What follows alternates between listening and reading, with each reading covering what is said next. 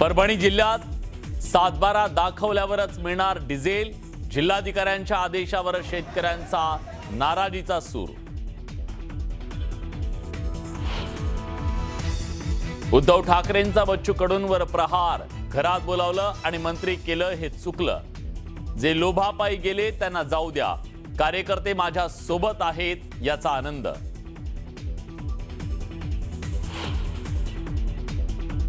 आम्ही निवडून आलो त्याच्या दुसऱ्या महिन्यापासून चालू आहे ऑपरेशन टायगर। बंद करा ना, एक तर नाव त्याचं काहीतरी स्लो ठेवा, स्लो ऑपरेशन काहीतरी ठेवा, असं ठेवा तसं ठेवा।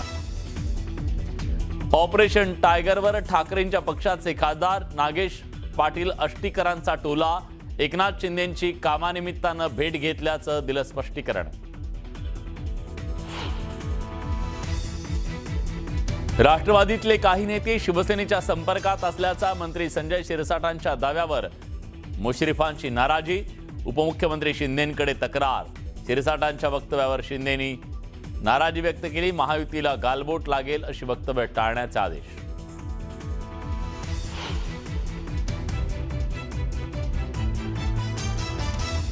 लवांडेंवर गुन्हा ही नजर चूक। गौतम कांबळे यांच्यावरील गुन्ह्या प्रकरणी लवांडेंवर कारवाई केल्याचं पोलिसांचं अजब स्पष्टीकरण। तर विकास लवांडेंना 14 दिवसांची न्यायालयीन कोठडी।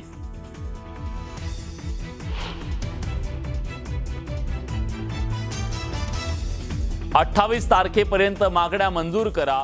आंदोलन करत नाही मनोज जरांगे पाटील यांचा सरकारला अल्टिमेटम।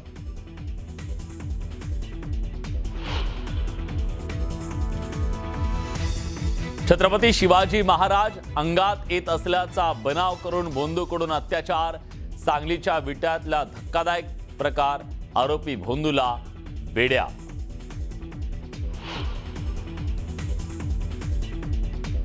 पालक IAS अधिकारी असल्यास मुलांना आरक्षण का मिळावं?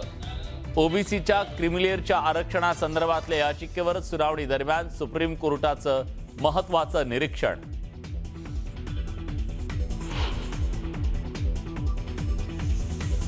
आणि पुणे पिंपरी चिंचवड घोडेगावात जोरदार पावसाच्या सरी। अनेक भागात पाणी साचलं। साताऱ्यासह कोकणात अनेक ठिकाणी पावसाची हजेरी। हवेलीतल्या गारव्यानं नागरिकांना दिलासा।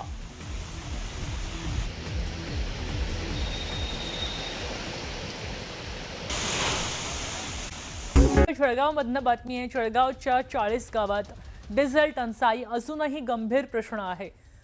डिझेल मिळत नाहीये, त्यामुळे शेतकरी आक्रमक झालेत। पावसाळा अगदी तोंडावर आलाय। मशागतीची कामं बाकी आहेत आणि त्यासाठी डिझेलची गरज आहे।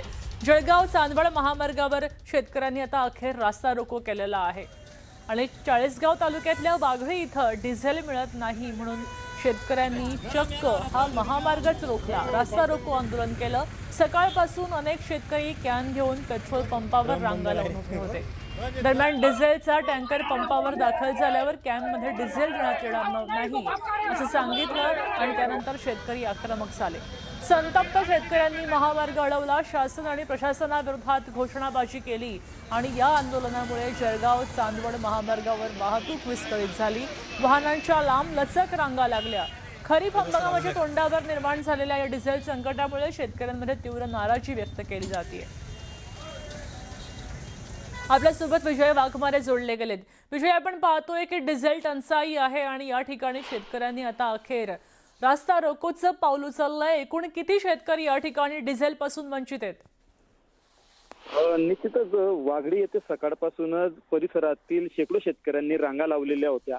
खरं म्हणजे डिझेल मिळत नसल्यामुळे ट्रॅक्टर असेल, काही इतर वाहनं असतील, ते पेट्रोल पंपापर्यंत आणणं देखील शेतकऱ्यांना कठीण होतं। त्यामुळे शेतकरी सकाळपासून कॅन घेऊन रांगेत लागलेले होते। परंतु ऐनवेळी प्रशासनाने असा निर्णय घेतला की कॅनमध्ये डिझेल मिळणार नाही। त्यामुळे सकाळपासून उपाशी तपाशी असलेले शेतकरी मात्र नंतर संतप्त झाले आणि त्यांनी थेट रास्ता रोको करण्याचं आंदोलन केलं आणि यामुळे मात्र मग प्रशासनाची एकच धावपळ झाली। आता देखील परिस्थिती जी आहे ती काहीशी नियंत्रणात आहे, परंतु शेतकरी प्रचंड आक्रमक आहेत आणि त्यांचं म्हणणं आहे की आमच्या शेतीची मशागतीची कामं चालली आहेत, मान्सून जवळ आला आहे आणि जर आम्ही आता ही शेती मशागतीची कामं यावेळेस पूर्ण करू शकलो नाही तर मात्र पेरणीची जी प्रक्रिया आहे किंवा पेरणीचं जे संकट आहे ते आमच्यावर ओढवलं जाईल, किंबहुना पुढचा जो हंगाम आहे त्याचं सगळं समीकरणच बदलून जाईल आणि शेतकरी पुन्हा एकदा आर्थिक संकटाच्या चक्रव्यूहात अडकेल. त्यामुळे संतप्त झालेले शेतकऱ्यांनी या ठिकाणी रास्ता रोको केल्याचं आपल्याला बघावयास मिळालं. नक्कीच धन्यवाद सविस्तर माहितीसाठी. आपण पाहतोय की या ठिकाणी टंचाई जाणवतीये आणि अजूनही शेतकऱ्यांनी रस्त्यावर बसून रास्ता रोको केल्याचं पाहायला मिळत आहे. तर जळगावमध्ये डिझेल टंचाईवरनं राष्ट्रवादी आक्रमक झाली. जिल्हाधिकारी कार्यालयाबाहेरच अधिकाऱ्यांच्या गाड्या अडवल्या आणि जोरदार ठिय्या दिल्या.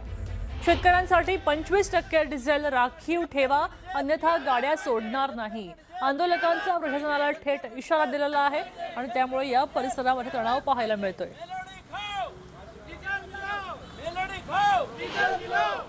पेट्रोल आणि डिझेलची ज्या पद्धतीने टंचाई होते आहे त्या अनुषंगाने शेतकऱ्यांना मोठा आर्थिक संकट या ठिकाणी ओढावलेलं आहे. आपण जर बघतो तर एकीकडे खरीप हंगामाची सुरुवात आणि दुसरीकडे डिझेलची टंचाई, याचमुळे शेतामध्ये कुठेतरी नांगरणी व खरीसाठी ट्रॅक्टरसाठी डिझेलच या ठिकाणी शिल्लक नसल्यामुळे आता थेट जिल्हाधिकारी कार्यालयाच्या बाहेर या ठिकाणी राष्ट्रवादी काँग्रेस पक्षाच्या या शरद पवार गटाच्या पदाधिकाऱ्यांनी या 2 दिवस आधी या ठिकाणी इशारा दिलेला होता की शेतकऱ्यांसाठी 25% डिझेल या ठिकाणी राखीव झाले पाहिजे. मात्र तसं न झाल्याने आज थेट जिल्हाधिकारी कार्यालयाच्या बाहेर या ठिकाणी निदर्शने करत जिल्हा प्रशासनाच्या ज्या पण काही गाड्या आहेत त्या अडवण्याचं काम या ठिकाणी राष्ट्रवादी अजित पवार गटाच्या वतीने झालेलं आहे. आपण बघू शकतोय की या ठिकाणचे पदाधिकारी आक्रमक झाले असून हे जे वाहन आहे हे शासकीय अधिकाऱ्याचं वाहन जिल्हाधिकारी कार्यालयाच्या या प्रवेशद्वारावरती शरद पवार गटाच्या पदाधिकाऱ्यांनी अडवलेलं आहे. आपल्यासोबत स्वतः जिल्हाध्यक्ष आहेत. आता काय सांगाल, तुम्ही ज्या पद्धतीने इशारा दिला होता तसं मात्र अद्यापही 25% जी राखीव कोटा आहे तो शासनातर्फे या ठिकाणी देण्यात आलेला नाहीये. थेट तुम्ही या ठिकाणी शासकीय अधिकाऱ्याच्या गाड्या अडवलेल्या आहेत. खरं तर परवा आम्ही निवेदन दिलेलं आहे. परवा आम्ही प्रेस कॉन्फरन्स घेतली होती की प्रत्येक तालुक्यातले 25% डिझेल पंप हे शेतकऱ्यांच्या वाहनासाठी राखीव करा. कारण अवघी 20 दिवस शेतीच्या मशागतीला उरलेले आहेत. नांगरटी ट्रिलर हे ट्रॅक्टरच्या साह्याने होतं. काही माल शेतात आहे त्याची मळणीच्या यंत्राला देखील डिझेल लागतं.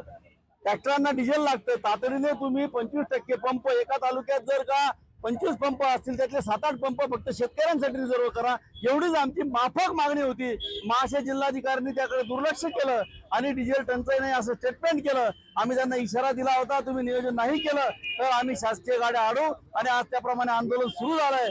उद्यापासून प्रत्येक तालुक्याच्या शासकीय कार्यालयामध्ये महाराष्ट्र शासनाची कुठलीही गाडी जाऊ दिली जाणार नाही, ती रस्त्यावर रोखली जाईल. एकीकडे जर बघितलं तर अजूनही काही बऱ्याचशा गाड्या जिल्हाधिकारी असतील किंवा बाकीच्या अधिकाऱ्यांच्या या ठिकाणी मध्येच आहे. आपली जोपर्यंत मागणी मान्य होणार नाही तोपर्यंत तुम्ही ह्याच निर्णयावर ठाम राहणार आहे का? इतरही शासकीय अधिकारी कर्मचाऱ्यांच्या गाड्यावर होतील. संपूर्ण गाड्यामध्ये त्यांच्या आता उभे आहेत. 6 वाजत आले ते बाहेर निघत नाहीयेत. ते रात्री 10ला 10-11 किती वाजेपर्यंत बसतील, पण आम्ही गाडी बाहेर जाऊ देणार नाही. आमची मागणी मान्य झाली पाहिजे. तर याच वेळी जालन्यामध्ये अगदी अवैधपणे पेट्रोलची विक्री करणाऱ्या किराणा दुकानावर तहसीलदारांनी छापा टाकला आणि पेट्रोल जप्त केलं. जिल्ह्यामध्ये मागच्या 5 दिवसांपासून पेट्रोल डिझेलची तीव्र टंचाई निर्माण झाली आहे आणि त्यामुळे वाहनधारक सुद्धा त्रस्त आहेत. रात्रीपासूनच वाहनधारकांना इंधनासाठी रांगा लावाव्या लागत आहेत. त्यामुळे गेलेल्या कारवाईमध्ये 25 लिटर पेट्रोल जप्त केलं.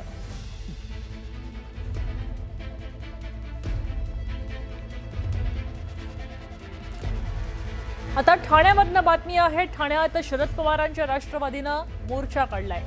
या मोर्चामध्ये विशेष काय आहे तर पक्षाचा पोळपाट आणि लाटणं घेऊन मोर्चा आहे. पोळपाट लाटणं मोर्चा काढलाय. महागाई वाढतीये, कुटुंबामध्ये स्वयंपाकघरावर त्याचा परिणाम होतोय आणि त्यामुळे जांभळी नाका इथं हा मोर्चा काढलाय. मोठ्या प्रमाणावर महिला पदाधिकारी या मोर्चामध्ये सहभागी झाल्याचं पाहायला मिळत आहे. जितेंद्र आव्हाडांच्या पत्नी ऋता आव्हाड सुद्धा मोर्चात सहभागी झाल्यात. ठाण्याच्या जांभळी नाकाजवळची ही दृश्य आहेत.